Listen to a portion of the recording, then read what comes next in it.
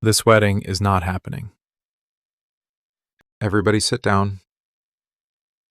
I'm not here to hurt anyone. I said, sit down.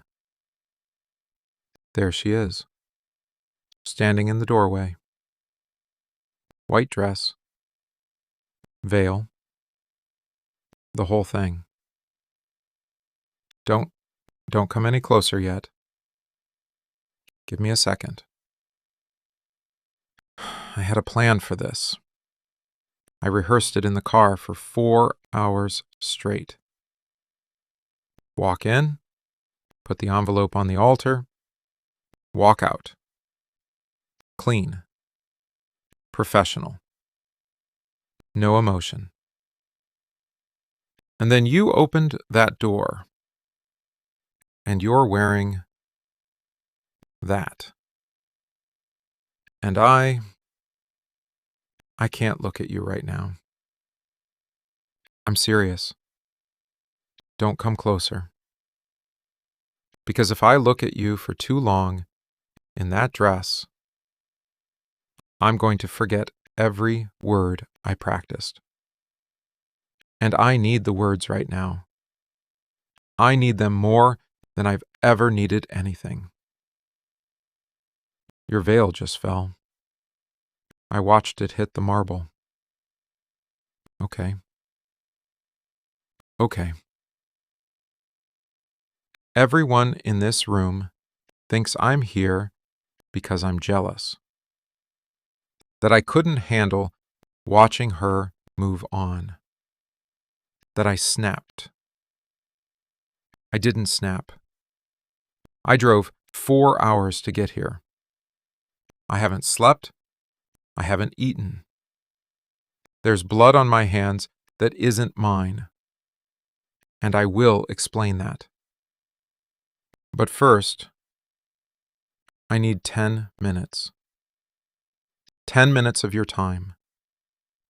If you still want to marry him after I'm done talking, I'll walk out that door, and you will never see me again. I swear on the 2 years I had you. 10 minutes. That's all I have left to ask. My father just stood up. Front pew. I can see his hands shaking from here. Sir, I know. I know exactly what you think of me. And you're right about most of it. I'm not going to pretend I'm a good man. I've never pretended that. But you know something about me that everyone else in this room doesn't. You've looked me in the eye. You sat across from me at your dining table 3 Thanksgivings in a row. And you watched the way I looked at your daughter. You never liked me. That's fair. I wouldn't like me either. But you know I would die for her. You've always known that. The man she's about to marry wouldn't even bleed. And I can prove it. Sir, I'm asking for 10 minutes.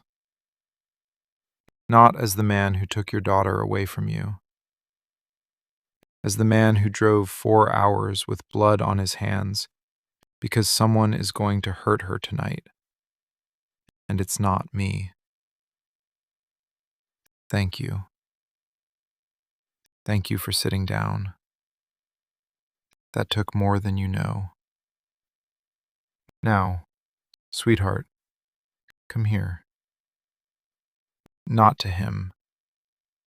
Not to the altar. Just closer.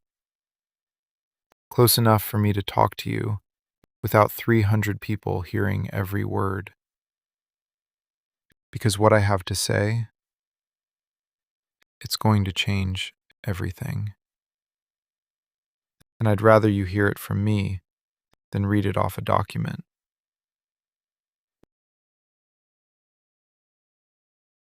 That's close enough. Right there. God, you smell the same.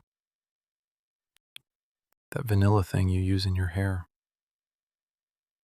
I forgot how much that messes me up. Stop looking at my hands. I know they look bad. I'll explain the blood. I'll explain all of it. But not yet. Your eyes keep going to my neck. At the chain. Yeah, that's your ring. The one you put on my nightstand the morning you left. You didn't even wake me up. You just set it down and walked out. I found it when the bed was still warm. I put it on a chain that same day. Haven't taken it off since. 8 months. Every single day. Right here. Over my chest. I know what you're thinking. You're thinking that's obsessive. Maybe it is. But you left your toothbrush at my place too. And I couldn't throw that away either. So, let me see your hand. At that ring he gave you. Cushion cut. 2 carats? It's pretty. It's making me sick, but it's pretty. We're going to talk about where the money came from. But first, I need you to look at the man standing behind you. Look at his face right now. See how pale he just went? That's not the face of a man who's confused. That's the face of a man who's been caught. He's telling you I'm insane. Right? He's whispering it. I can see his mouth moving. He's crazy. He's dangerous. Don't listen to him. Ask him why his hand is shaking. Not yours. His. The man you're about to marry? His hands haven't stopped shaking since I walked in. You know what's funny? He hasn't asked who I am. 300 people in this room are wondering who the hell I am. And the one person who should be asking isn't. Because he already knows. He's been briefed. Did she tell you about the scar on her left hip? The one shaped like a crescent moon? No? She wouldn't have. Because that story involves my kitchen at 3 a.m. and a doctor who doesn't ask questions, and me holding a towel against her side for 40 minutes while she bled through my shirt. That's not a story she'd tell a pediatrician. That's a story that belongs to the man who was there. That's mine. Hey, I said, don't touch her. Take your hand off her arm. I'm asking politely. I promised her a long time ago that I would never be violent in front of her again. And I intend to keep that promise. But you need to take your hand off her arm. Because I'm running out of reasons to stay calm. Thank you. See how fast he let go? The second I stepped forward, his hand dropped. Everyone in this room just saw that. I didn't touch him. I didn't raise my hand. I didn't even raise my voice. And he flinched so hard he hit the altar. Normal men don't flinch like that. Innocent men don't flinch like that. A man flinches like that when he knows exactly who's standing in front of him, when he's been trained to avoid that person, when he was told what happens to people who get in my way. Hey, look at me.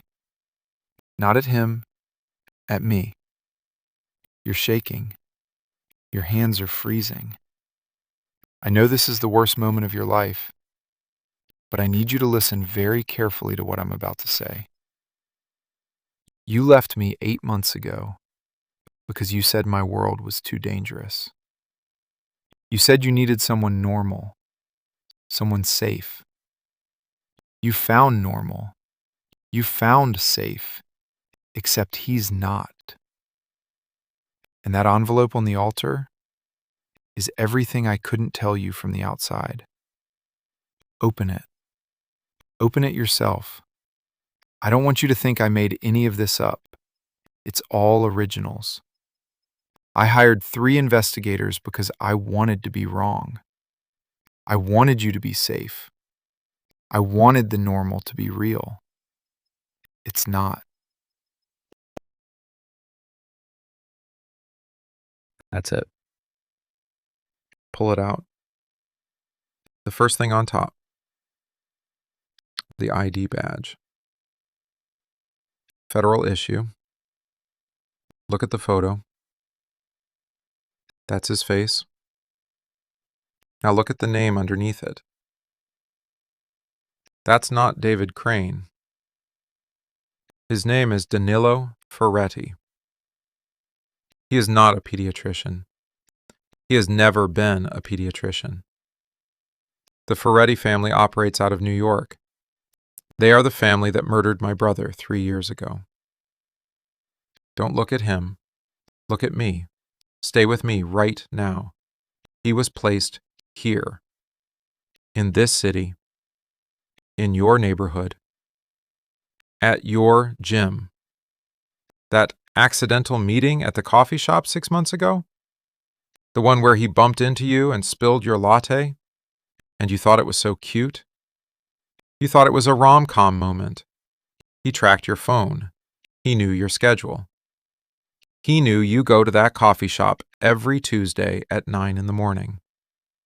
He watched you for 3 weeks before he made his move. He learned how you talk, what you wear, how you hold your cup. It wasn't an accident. That was an assignment. You were a target. Not because of anything you did, because of who you used to love. Because of me. You were bait. You were always bait for me. Keep going. There's more in the envelope. Pull out the next stack. The photographs. Those are surveillance photos of your apartment, taken from inside. That's your kitchen. That's your bedroom. That angle, that's from the hallway closet. Someone was documenting your routine for months before David ever bumped into you at that coffee shop. They knew what time you woke up, what door you used, which nights you were alone. Now look at the communication logs underneath. See the name at the top? Marcus Webb. Marcus Webb is your maid of honors +1. He's in the 3rd row. Don't turn around. My guys already have the doors. He tried to leave about 30 seconds ago. He's not going anywhere. Marcus Webb is David's handler. He's been coordinating this entire operation from inside your social circle. Your best friend brought him as her date to your wedding. She doesn't know. She has no idea who she's sitting next to. None of the people who love you had any idea. That's how good they are. And that's how dangerous this is. There's one more thing in the envelope. At the very bottom. Pull it out. 2 plane tickets. Lisbon. Your honeymoon flight. One way. No return. Underneath the tickets, there's a relocation packet. Open it. That's a new driver's license with your photo on it. New name. New social security number. A whole new identity. Built for you. Without your knowledge. Without your consent. You were never coming back from that honeymoon. You were going to disappear. Whoa. Hey. Hey, look at me. I've got you. Grab my jacket, right here. Just hold on to me. I know. I know it's a lot. But you're safe now. Your mother would never see you again.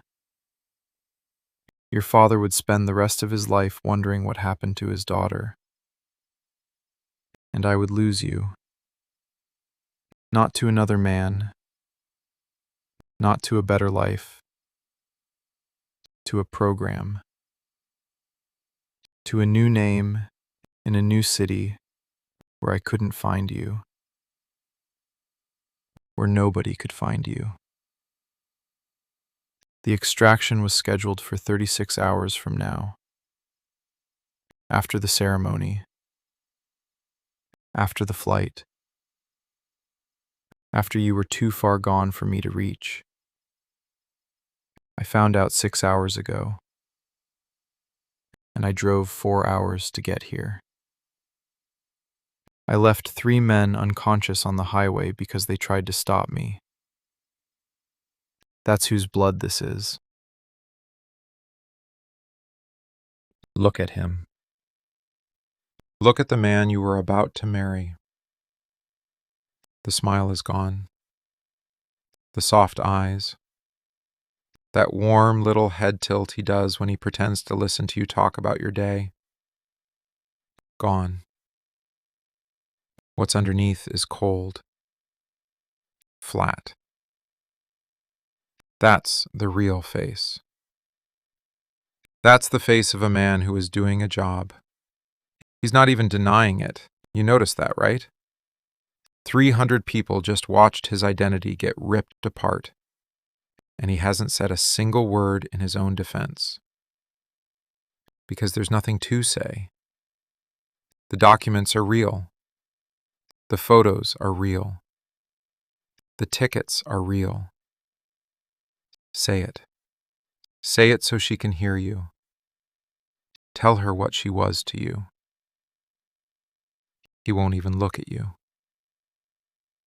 The man who proposed to you 11 weeks after meeting you won't look at you. I'll say it for him then. You were leverage. You were a position on a chessboard. He proposed to you in 11 weeks because the timeline required it, not because he loved you in 11 weeks. Did it ever feel fast? Be honest with me. Did the proposal ever feel too fast? I can see it on your face. You always knew something was off. You just didn't want it to be true.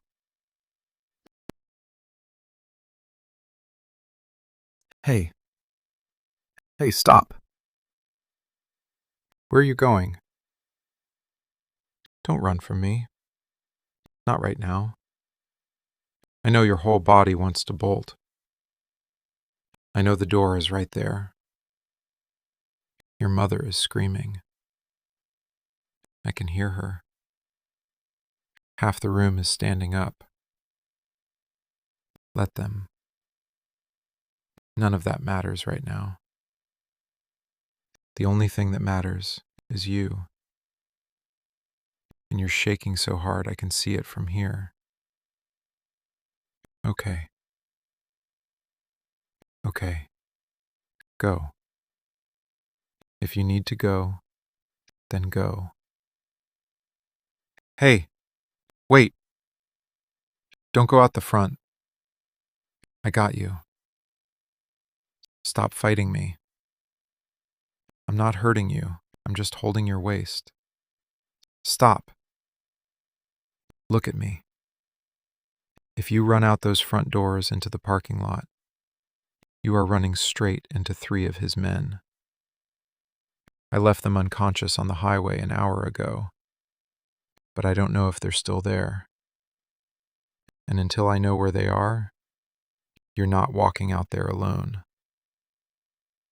I'll let you go now. See? My hands are off you. Something just fell out of my pocket. Don't worry about it. Leave it on the floor. You're burning up. Use the side door. The garden. It's walled in. I'm right behind you.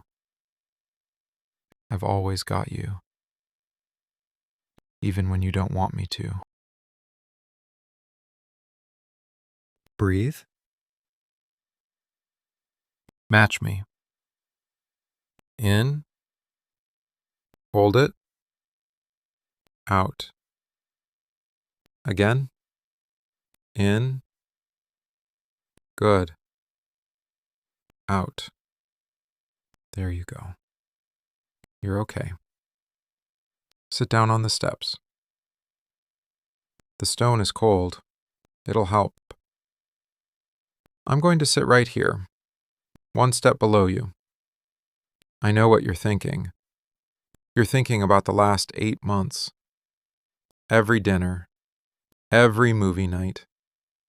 Every time he kissed your forehead before work. Every time he asked about your day. Every time he held your hand when you walked past that Italian place on 4th Street. You're trying to figure out which smiles were real and which ones were just him clocking in for a shift. You're wondering if any of it was real. I can't answer that. I don't know what was real and what was the assignment, and I'm not going to lie to you about it. But I can tell you this. The way he flinched from me in there, that was real.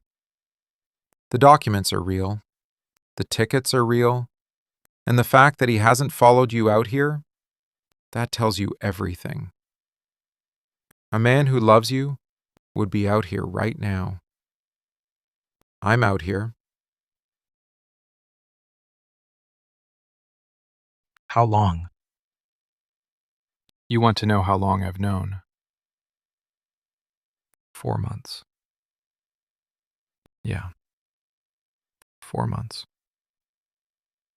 I've known something was wrong for 4 months. I didn't have the proof until 6 hours ago. But the feeling, the instinct. 4 months. Don't look at me like that. I know.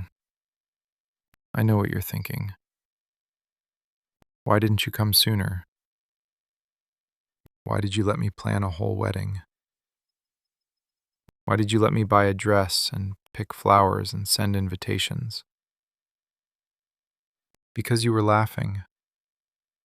My guys sent me photos every week. And yes, I had people watching you. I'm not going to apologize for that. I will never apologize for keeping you safe. But in those photos, you were laughing. You were wearing that yellow sweater, the one you bought at the thrift store on 9th Street, the one you always wore when you wanted to feel safe.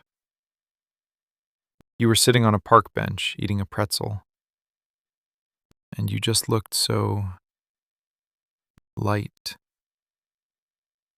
You were sleeping through the night. I know because his lights turned off at 10 p.m. and stayed off. You'd stopped flinching at loud sounds. He was making you normal. And I thought I thought maybe a manufactured normal was better than a real me. That's the worst thing I've ever thought. And I meant it. You want to know why I didn't fight for you when you left? Why I just stood there and watched you walk out? I remember every second of that morning. You had your bag over your shoulder, the one with the broken zipper I kept saying I'd fix. And you were crying. Not loud. That quiet kind where your chin does the thing and you can't look at me. Every tear on your face was because of me, because of what I am, because of the life I chose. And I thought, if I let you go, the tears stop. The fear stops. You get to wake up in the morning without checking if I made it home alive. You get to be normal. You get a man who comes home at 6 p.m. with clean hands and a boring story about his day. So I stood there, and I let you walk out. And then I sat on the edge of the bed where you'd been sleeping 5 minutes ago, and I didn't move for 6 hours. I'm a monster, sweetheart. I know what I am, but I'm a monster who loves you. He was a monster who was paid to pretend. What? Oh. You picked that up. It fell out of my jacket inside. I didn't realize. Give it back. Please. It's a photo. Yes. It's you. You were sleeping. Morning light was coming through the curtains. Your hair was everywhere. One hand under the pillow, like it always was. I took it the morning you left. You were still asleep. I'd been awake for an hour, just lying next to you, watching. I could feel it coming. You'd been pulling away all week. Shorter answers. Sleeping on the far edge of the bed. I knew that morning was the last one. So I took a photo. I look at it every night. I know that's pathetic. I know that. I don't care. It's the only thing that makes the apartment feel less empty. Can I have it back now? Please? The edges are worn down because I hold it too much. I know. You don't have to tell me how pathetic that is. I already know. You want to know what the last 8 months looked like. From my side. I didn't move your stuff. Your clothes are still in the closet. Left side. Where you always kept them. Your toothbrush is still in the holder. The blue one. Your pillow still smells like you. Because I couldn't wash it. 8 months. And I couldn't bring myself to wash your pillow. That's who I am now. That's what you did to me. The man who runs half this city can't wash a pillowcase. I'd come home at 2 a.m., sit on your side of the bed, hold that photo, and just sit there. Some nights I'd talk to you, out loud, to an empty room.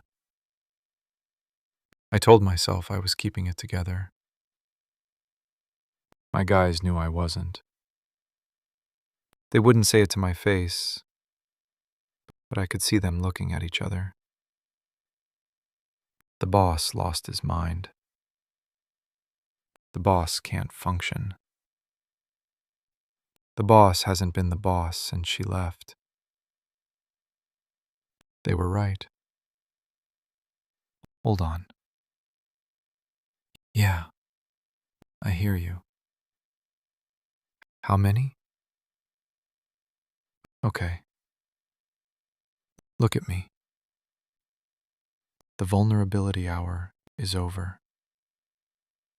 That was my men at the perimeter. Marcus Webb just made a phone call from the parking lot. The 36-hour extraction timeline? It just got moved up to right now. His men are coming around the side of the church. We need to move. You want to know. Fine. I watched you plan this wedding. All of it. The dress fitting on 5th and Maple. You went 3 times. The second time you brought your mother. She cried when you came out in that dress. I know because I was parked across the street. The cake tasting at that bakery downtown. You tried 7 flavors. You picked the lemon one. You always pick lemon. The florist.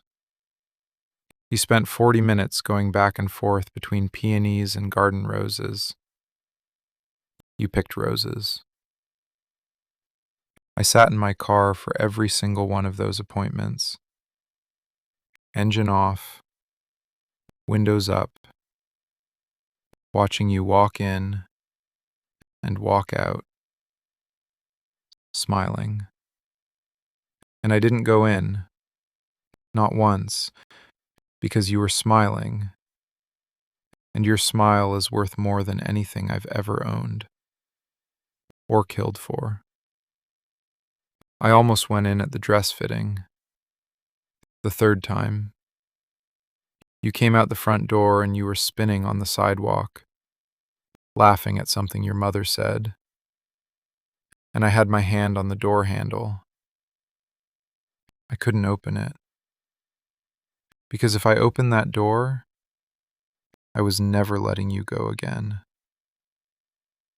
And you looked so happy. You want to hear the worst part? I was at your rehearsal dinner. Last night. Not inside. Across the street. Same car. Same spot I always park. I could see you through the window. You were sitting at the head of the table. His family was there. His family. You were laughing at something someone said. And you had that thing you do, where you cover your mouth with your hand when you laugh too hard. Like you're embarrassed by how loud it is. I love that.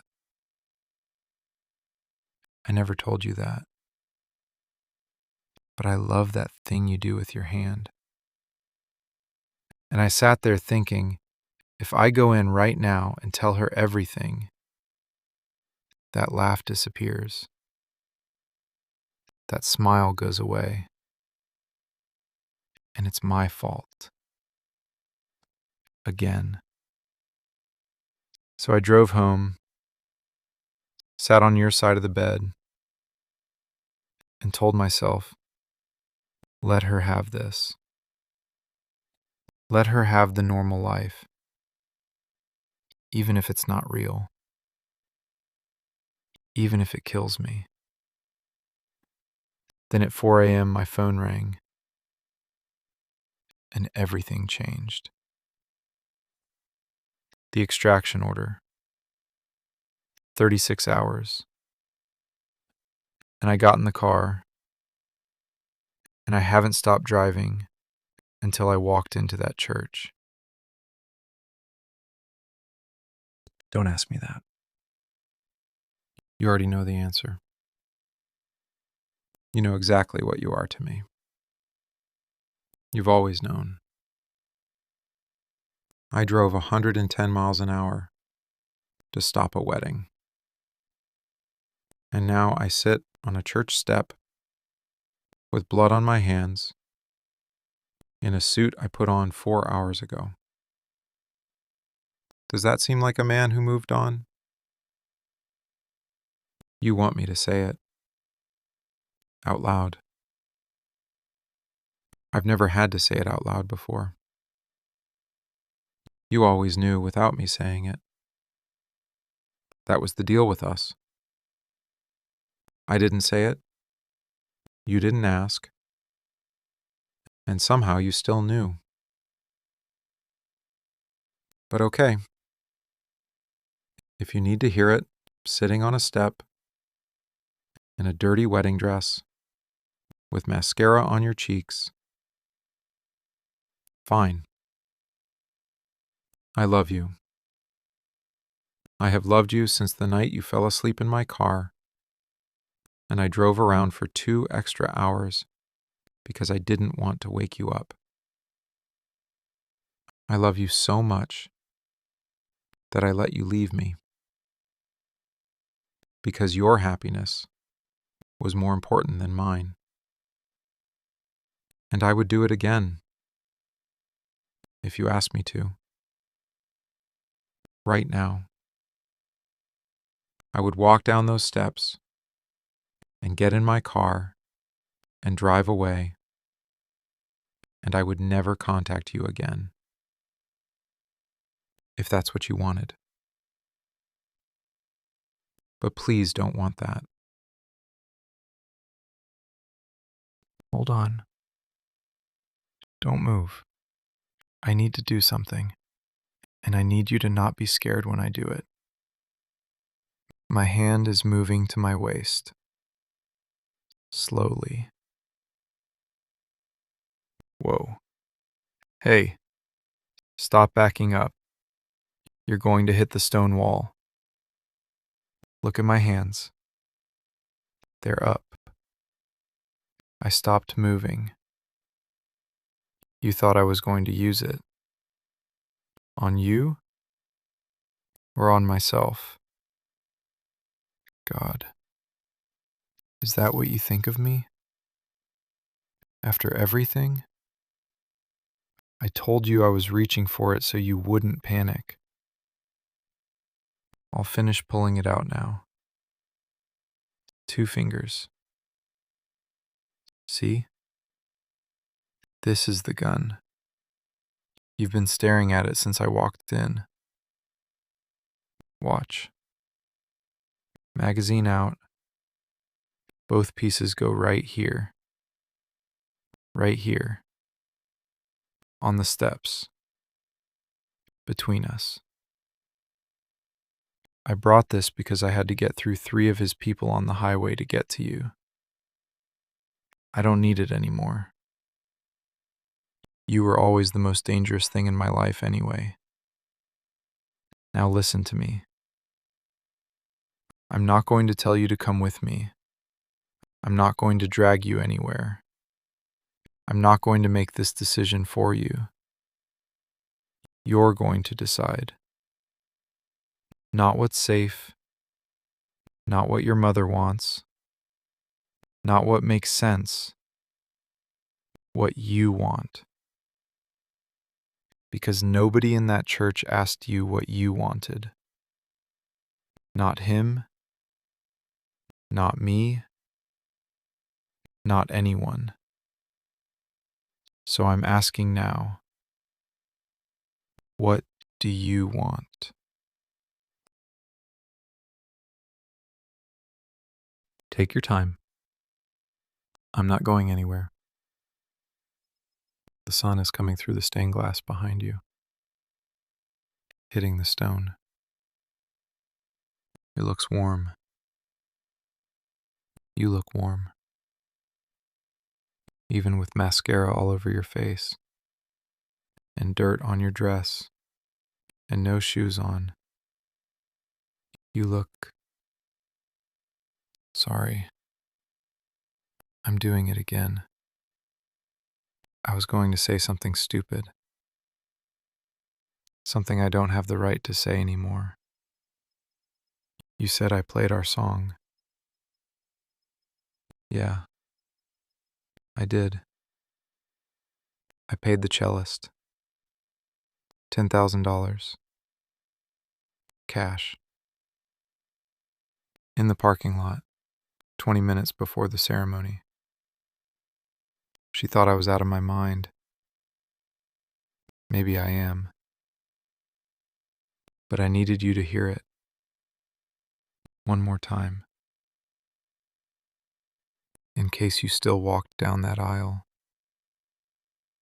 In case I handed you the envelope and you looked at the documents and chose him anyway.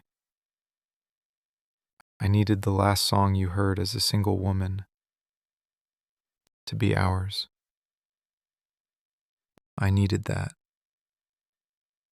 even if I got nothing else. Even if I drove home alone tonight, at least I'd know the music was ours. Hold on. I almost forgot. I picked this up inside when it fell off your head. Your veil. It was on the marble floor and people were stepping around it. There was a footprint on the edge of the lace. Some guy in a gray tuxedo stepped right on it while he was running for the exit. I almost put a bullet in his knee for it. I didn't, but I thought about it. I couldn't leave it there on the floor. It's dirty now. Wrinkled. Sorry, I needed to do that. Don't ask me why I just held your veil against my face. I don't have a good answer. You smell like vanilla. And that church incense. And something underneath that's just you. I missed that. You're not going to need this. Not today. Maybe not ever. I don't need a church. I don't need 300 people. I don't need any of that. I just need you to stop running from me. It goes in my pocket. If you want it back, you'll have to come get it. You hear that? Sirens. There's still a few minutes out. But they're coming. Someone inside called the police. My guys are at the door.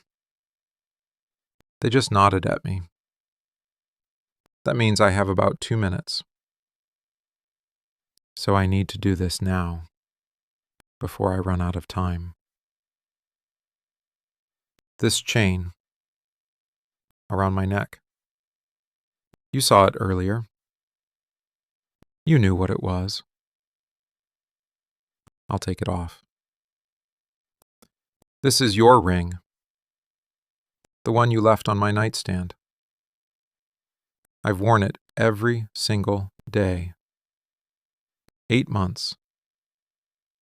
Over my heart. I took showers with it on. I slept with it on. It dug into my chest when I rolled over in the middle of the night. And I liked it. Because that's where you still live. My hand is shaking. I know it is. Don't say anything about it. Here, the ring. Not putting it on your finger. I'm not assuming anything. I'm just offering. If you want it. If you still want this. If you still want me. Take it. Look at your hand. At his ring.